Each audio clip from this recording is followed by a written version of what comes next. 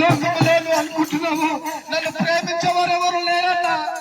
నా సొంత తల్లి నన్ను ప్రేమిస్తలేదన్నా, నా సొంత భార్య నన్ను ప్రేమిస్తలేదన్నా, నా రక్త సంబంధులు నన్ను ప్రేమిస్తలేరన్నా అని చెప్పి బాధపడుతున్నావా? ఈరోజు యేసు ప్రభు నిన్ను ప్రేమిస్తున్నాడండి.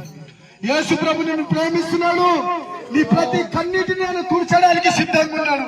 యేసు ప్రభు దగ్గరికి రానికి సిద్ధంగా ఉన్నావా? ఆయన కులాలను మతాలను మార్చే దేవుడు కాదండి, మీ జీవితాలను మార్చే దేవుడు. మేము ఎందుకు చెప్పగలుగుతున్నామంటే, మేము ఒకప్పుడు హైదరాబాద్ లో మందు దాక్కుంటా, గంజాయి దాక్కుంటా, టాబ్లెట్లు, ఇంజక్షన్లు, గుట్కలు, ఒక గలీజైన వ్యక్తిగా మేము తిరిగేటోళ్ళము. రాత్రంతా నిద్ర పట్టకపోతుండే. ఏ సాతాన్ గారు నన్ను మింగేస్తున్నాడా, ఏ సాతాన్ గారు నన్ను చంపేస్తున్నాడా, ఒక మరణ భయములను వెంబడిస్తుంటే అనేకులను కొట్టేటోన్ని, వెళ్తుండే పోలీస్ స్టేషన్ లకు వెళ్తుండే. నా జీవితంలో ఒక గురి లేని జీవితం నన్ను గడపటాన్ని, నా తల్లిదండ్రులను బాధ పెట్టడాన్ని.